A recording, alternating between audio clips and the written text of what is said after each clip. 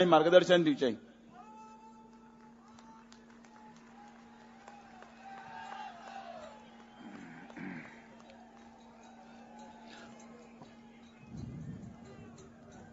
Bharatiya Janata party Goa प्रदेश के अध्यक्ष श्री विनय तेंदुलकर जी और जिन्हें सारा हिंदुस्तान प्रधानमंत्री के रूप में देखना चाहता है, ऐसे आदरणीय नरेंद्र मोदी जी और हमारे सरलता, सादगी और सज्जनता जिनका आभूषण है, ऐसे गोवा के लोकप्रिय मुख्यमंत्री श्री मनोहर पर्रिकर और यहां के deputy chief minister mister Francis D'Souza,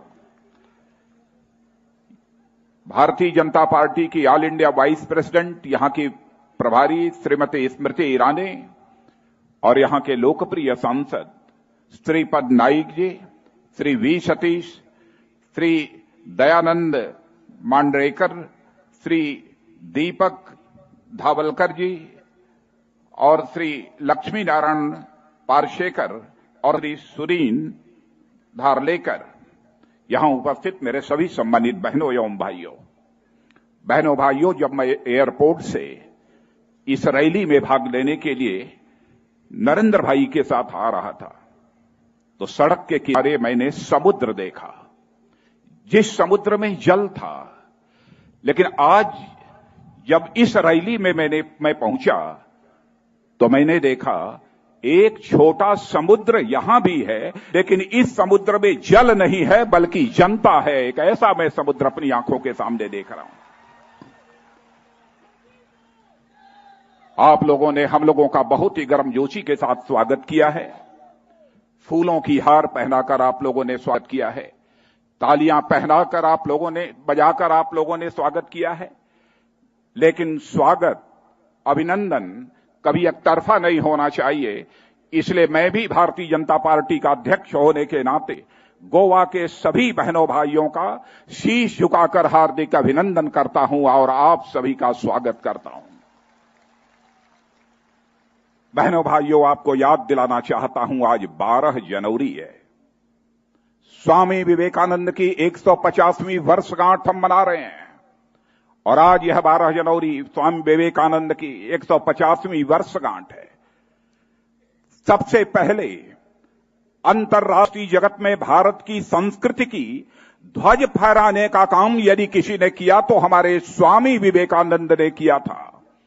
और मुझसे यदि कोई पूछे कि भारत का यदि ग्लोबल यूथ कहना हो तो आप किसको ग्लोबल यूथ कहेंगे, तो मैं कहूंगा कि भारत का पहला ग्लोबल यूथ यदि कोई कहा जाना चाहिए तो वह स्वामी विवेकानंद को कहा जाना चाहिए। वह सचमुच एक वैश्विक युवा, पहले वैश्विक युवा इस भारत के हैं। जहां तक इस गोवा का सवाल है, मैं जानता हूं सारे हिंदुस्तान में ही नहीं बल्कि सारी दुनिया में गोवा एक ऐसा स्थान माना जाता है कि लोग यह समझते हैं कि यदि सैर सपाटा करना है, यदि मनोरंजन करना है तो हमें गोवा में चलना चाहिए। लेकिन मैं समझता हूं कि गोवा के इतिहास से, गोवा की परंपराओं से और गोवा की जो पुरानी संस्कृति है उससे लोग अच्छी तरह परिचित नहीं है। गोवा का इतिहास केवल 451 ईयर का इतिहास नहीं है। जब से यहां पर पुर्तगालियों का आधिपत्य था तब से ही यह गोवा का इतिहास नहीं माना जाना चाहिए, बल्कि मैं जानता हूं कि गोवा के इतिहास की जड़ें महाभारत और पुराण के युगों तक जाती हैं। इतनी गहराई तक यहां के इतिहास की जड़ें जाती हैं। यदि मैं पुराणों को देखता हूं तो पुराणों में भी गोवा के संबंध में कहा गया है कि गोवा सचमुच यह एक देवभूमि है, एक यह तपोभूमि है। इस रूप में गोवा की चर्चा की गई है। और हम सभी जानते हैं कि जब भगवान महादेव, शिव, शंकर जब पार्वती से रूठ गए थे तो तपस्या करने के लिए यदि किसी स्थान का सिलेक्शन उन्होंने किया था तो भगवान शिव ने इसी गोवा का ही सिलेक्शन किया था और गोवा में ही आकर भगवान शिव ने उस समय तपस्या की थी। और यहां तक कि इस गोवा के बारे में यह भी कहा जाता है कि गोवा सारे पापों को नाश करने वाली यह धरती है, एक ऐसा यह पवित्र क्षेत्र है। लेकिन गोवा की इन विशेषताओं से जो सारी दुनिया को परिचित होना चाहिए, इसे मैं विडंबना मानता हूं कि सारी दुनिया इससे परिचित नहीं है। और यह गोवा याद दिलाना चाहता हूं, 9 जून 2013 यहां पर भारतीय जनता पार्टी राष्ट्रीय कार्यकारिणी की बैठक हो रही थी। बहनों भाइयों, 9 जून को ही हम लोगों ने यह सिलसिला प्रारंभ किया था, भारत का प्रधानमंत्री यदि कोई होना चाहिए तो इस देश का सर्वाधिक लोकप्रिय नेता श्री नरेंद्र मोदी होना चाहिए।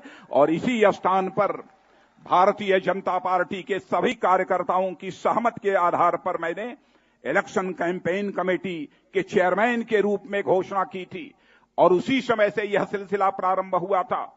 ठीक 3 महीने के बाद 13 सितंबर को भारतीय जनता पार्टी की सेंट्रल पार्लियामेंट्री बोर्ड ने आम सहमति के आधार पर फैसला कर लिया कि इस देश का प्रधानमंत्री यदि किसी को होना चाहिए तो श्री नरेंद्र मोदी को ही होना चाहिए। लेकिन मैं जानता हूं इस सच्चाई को, और इस सच्चाई को कोई भूल नहीं सकता है कि 1961 में जब स्वाधीनता संग्राम चल रहा था, उस समय गोवा को आजादी दिलाने के लिए यहां भारत के सेना के तीनों अंगों के जवानों ने जिस बहादुरी और शौर्य और पराक्रम का परिचय दिया था, उसे भी कोई भुला नहीं सकता है। ऐसे सारे बहादुर सैनिकों को भी आज इस रैली में मैं सैल्यूट करता हूं, उनका भी मैं अभिनंदन मैं करना चाहता हूं कि जिन्होंने कि गोवा को आजादी दिलाने में अपने शौर्य और पराक्रम का परिचय दिया था, बहादुरी का परिचय दिया था। और मैं कभी कभी यदि सोचता हूं, भारत को आजादी 1947 में मिल गई, लेकिन हमारा गोवा 1947 में आजाद क्यों नहीं हुआ? क्यों 14 वर्षों का समय गुजर गया? जबकि इसके पहले यदि मैं गोवा के इतिहास को पढ़ता हूं तो इस नतीजे पर पहुंचता हूं, 1787 में पिंटो विद्रोह हुआ था, जिसमें कि हमारे इसी गोवा के ईसाई पादरियों ने विद्रोह का बिगुल बजा दिया था, बगावत का झंडा बुलंद कर दिया था कि गोवा हमारा आजाद होना चाहिए। यानी 18वीं सेंचुरी से ही इस गोवा को आजाद कराने का सिलसिला प्रारंभ हुआ था। लेकिन उस गोवा को आजाद होने में 14 वर्षों का समय गुजर गया। मैं समझता हूं कि यदि उस समय के प्रधानमंत्री पंडित जवाहरलाल नेहरू ने यदि सूझबूझ का परिचय दिया होता तो हमारा यह गोवा भी 1947 में ही आजाद हो गया होता। इस कांग्रेस की सरकार की लचर नीतियों के कारण ही जम्मू कश्मीर की भी हालत वही बनी है। जम्मू कश्मीर को भारत की मुख्य धारा में जो आ जाना चाहिए था, इसी कांग्रेस की गलत नीतियों के कारण, इसी कांग्रेस की धारा 370 के कारण आज तक जम्मू कश्मीर भारत की मुख्य धारा के साथ जुड़ नहीं पाया। इसके लिए भी यदि कोई जिम्मेदार है तो मैं कांग्रेस की सरकार को ही जिम्मेदार मानता हूं। बहनों भाइयों, 67 वर्षों के इस आजादी के काल में 55 वर्षों से अधिक, मोर देन 55 ईयर्स, किसी एक पॉलिटिकल पार्टी ने रूल किया है भारत में तो वह कांग्रेस ने किया है।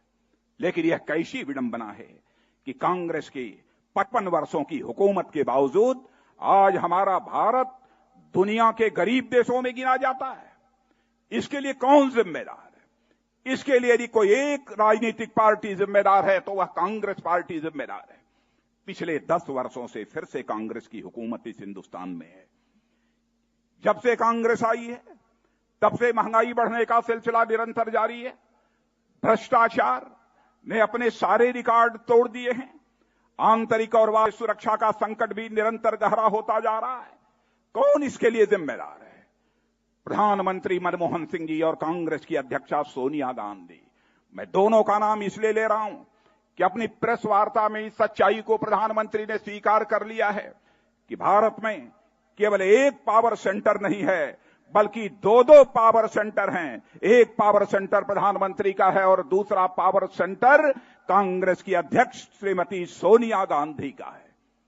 क्यों महंगाई बढ़ रही है डॉक्टर मनमोहन सिंह जी? हम लोगों ने भी इस देश में सरकार चलाई है।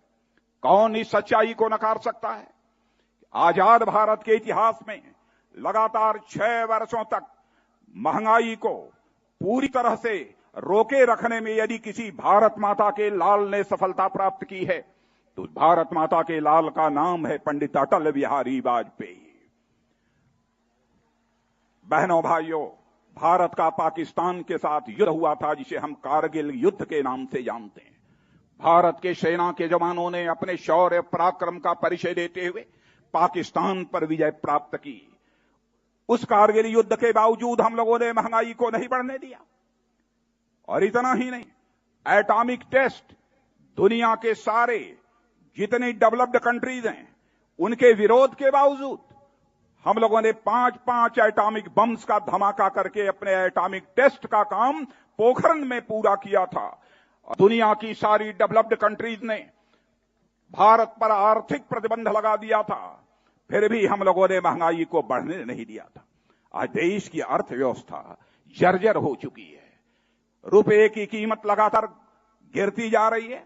और एक वह समय था अटल बिहारी वाजपेयी का, भारतीय जनता पार्टी के नेतृत्व की एनडीए सरकार का, कि बहनों भाइयों, उस समय Bharat current account deficit country नहीं था, बल्कि भारत उस समय करंट अकाउंट सरप्लस कंट्री बन गया था। ऐसे हालात अटल बिहारी वाजपेयी ने इस हिंदुस्तान की अर्थव्यवस्था में पैदा किए थे।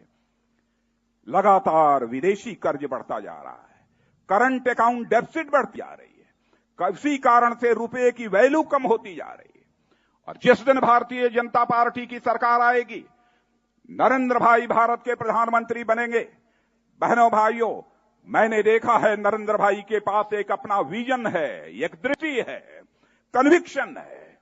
वह जानते हैं कि भारत को एक ताकतवर भारत कैसे बनाया जा सकता है, भारत को एक सुपर इकोनॉमिक पावर कैसे बनाया जा सकता है, इसको नरेंद्र भाई अच्छी तरह जानते हैं। मैन्युफैक्चरिंग सेक्टर को हम बढ़ावा देंगे और इतना ही नहीं, बल्कि हम लो कास्ट आइटम्स मैन्युफैक्चरिंग सेक्टर में तैयार करेंगे। हम अपना एक्सपोर्ट बढ़ाएंगे। यदि हम अपना एक्सपोर्ट बढ़ाएंगे, इंपोर्ट कम करेंगे, तो भारत 6 महीने के अंदर करंट अकाउंट डेफिसिट कंट्री नहीं रह जाएगा, बल्कि Bharat current account surplus country बन जाएगा। लेकिन यह सोच चाहिए। लेकिन सचमुच मैं बधाई देना चाहता हूं आपके मुख्यमंत्री श्री मनोहर पर्रिकर को। महंगाई बढ़ने के बावजूद मनोहर पर्रिकर ने यह फैसला कर लिया कि हम भले ही हिंदुस्तान के दूसरे राज्यों में महंगाई का असर देखने को मिले, लेकिन गोवा की जनता के ऊपर महंगाई का असर नहीं होने दूंगा। यदि यह फैसला किसी ने किया है तो आपके मुख्यमंत्री मनोहर पर्रिकर ने किया। हिंदुस्तान का अकेला राज्य है गोवा है, बहनों भाइयों, जहां पर की सबसे सस्ता पेट्रोल मिलता है। जब हम दूसरे राज्यों में इसकी चर्चा करते हैं तो लोग आश्चर्य व्यक्त करते हैं, कैसे हो सकता है कि गोवा में पेट्रोल हिंदुस्तान के अन्य राज्यों की अपेक्षा सस्ता मिलता हो। इतना ही नहीं, 250 स्थानों पर स्टॉल लगाकर फल सब्जी बेचने का काम भी सरकार करा रही है। सस्ते दर पर फल सब्जी गोवा के नागरिकों को मिल सके, यहां के गरीब किसानों को भी प्राइस प्रोटेक्शन यदि देने का काम यदि कोई कर रहा है तो आपका मुख्यमंत्री मनोहर पर्रिकर कर रहा है। बहनों भाइयों, मैं कह सकता हूं कि सचमुच मुख्यमंत्री यदि होना चाहिए गोवा के लिए तो ऐसा ही मुख्यमंत्री होना चाहिए। क्या करिश्मा किया है। यदि गरीबी के मामले में यदि मैं देखता हूं तो मैं कह सकता हूं गरीबी कम करने में सर्वाधिक सफलता यदि किसी राज्य ने इस हिंदुस्तान में प्राप्त की है तो उस राज्य का नाम है गोवा, और उस गोवा के मुख्यमंत्री का नाम है मनोहर पर्रिकर। मनोहर पर्रिकर जी, आप बधाई के पात्र हैं। मैं हिंदुस्तान के सबसे बड़े राज्य उत्तर प्रदेश से आता हूं और बहनों भाइयों, मैं कह सकता हूं कि गोवा की पर कैपिटा स्टेट जीडीपी हमारे उत्तर प्रदेश की 7 गुना है। यह हालत है गोवा की।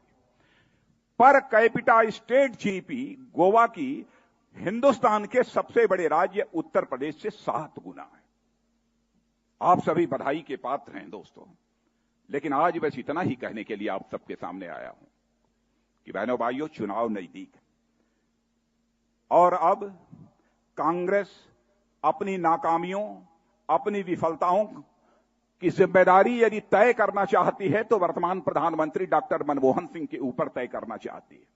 अपनी विफलताओं का सारा ठीकरा केवल प्रधानमंत्री के ऊपर फोड़ना चाहती है और उस प्रधानमंत्री के ऊपर जिस प्रधानमंत्री ने अपने जीवन में 2 व्रत लिया, 2 संकल्प लिया कि जीवन भर में कांग्रेस का समर्थन करूंगा, और दूसरा संकल्प यह लिया कि उस मौके पर मैं चुप्पी साध लूंगा, नहीं बोलूंगा जिस मौके पर हमें बोलना चाहिए। यह 2 व्रत अपने जीवन में आज हमारे भारत के प्रधानमंत्री ने लिया है, और जहां बोलने की जरूरत पड़ती है वहां पर हमारे प्रधानमंत्री जी मौन व्रत धारण कर लेते हैं। पूरी तरह से अपनी जुबान को वह बंद रखते हैं। लेकिन देखा अभी हाल ही में कुछ दिनों पहले एक प्रेस वार्ता हुई थी। उस प्रेस वार्ता में उन्होंने अपना मौन व्रत तोड़ दिया, और मौन व्रत तोड़ने के बाद हमारे प्रधानमंत्री जी ने कहा क्या? कहा कि यदि नरेंद्र मोदी भारत के प्रधानमंत्री हो गए तो यह देश बर्बाद हो जाएगा। वारे प्रधानमंत्री, मैं डॉक्टर मनमोहन सिंह जी आपसे पूछना चाहता हूं, जिस गुजरात की जनता ने 3 बार अपना मुख्यमंत्री, जिस व्यक्ति को चुना हो और जिसने अपने मुख्यमंत्रित्व काल में गुजरात का ऐसा विकास किया हो कि डेवलपमेंट के मामले में हिंदुस्तान का वह एक मॉडल स्टेट बन गया हो, और जिसकी सराहना केवल हिंदुस्तान में ही न होती हो बल्कि दुनिया के दूसरे देशों में भी होती हो, ऐसे व्यक्ति के भारत के प्रधानमंत्री बनने पर यह भारत बर्बाद हो जाएगा। बहनों भाइयों, देश को एक सशक्त नेता की जरूरत है। एक ऐसे नेता की जरूरत है जिसके पास विजन हो। एक ऐसे नेता की जरूरत है जिसके पास कन्विक्शन हो। ऐसे नेता की जरूरत है जिसके पास करेज हो। और मैं दावे के साथ कह सकता हूं, इस समय हिंदुस्तान में यदि कोई ऐसा नेता है जिसके पास विजन है, कन्विक्शन है, करेज है, कुछ कर गुजरने की जिसके दिल के अंदर तड़पन है, तो उस नेता का नाम है नरेंद्र मोदी, जिसे भारतीय जनता पार्टी ने प्रधानमंत्री के रूप में प्रोजेक्ट किया है। और बहनों भाइयों, आए दिन आप सुनते होंगे चीन भारत की सीमा में प्रवेश कर रहा है। वह भी घटना आपने सुनी होगी कि हमारा पड़ोसी देश पाकिस्तान, वहां के सेना के जवान भारत की सीमा में घुस आते हैं और हमारे सेना के जवानों की हत्या करके चले जाते हैं। हत्या ही नहीं करते बल्कि एक हमारे सेना के जवान की हत्या करने के बाद सिर धड़ से अलग कर दिया और सिर अपने साथ ले गए। मैं दावे के साथ कहता हूं कि जिस दिन इस हिंदुस्तान के प्रधानमंत्री ये नरेंद्र भाई बन गए, बहनों भाइयों, दुनिया के किसी देश की हिम्मत नहीं है कि भारत की तरफ आंख उठाकर देखने की वह जुर्रत कर सके। ऐसे दृढ़ इच्छा शक्ति के धनी व्यक्ति को हमने प्रधानमंत्री के रूप में प्रोजेक्ट किया है। लेकिन बहनों भाइयों, मैं आप सबसे एक ही निवेदन करने के लिए यहां पर खड़ा हुआ हूं, और मैं आपसे एक एश्योरेंस चाहता हूं, एक आश्वासन चाहता हूं। आप सब आश्वासन देने के लिए तैयार हैं तो मैं बोलूं, तैयार हैं? बहनों भाइयों, सारे हिंदुस्तान के दूसरे राज्यों से तो हम 270 लोकसभा की सीटों पर विजय तो प्राप्त करेंगे, लेकिन पूर्ण बहुमत की क्लियर मेजॉरिटी से सेंटर में गवर्नमेंट बनाने के लिए 2 हमको मेंबर ऑफ पार्लियामेंट चाहिए। मैं यही आप सबसे हाथ फैलाकर आज यह मांग करना चाहता हूं कि हमके 2 की दोनों गोवा की लोकसभा सीटें जीतकर हमारी झोली में दे दो, हम आपको पूर्ण बहुमत की सरकार देंगे। यही आप सबको विश्वास दिलाते हुए और आप सबका अभिनंदन करते हुए अपना निवेदन समाप्त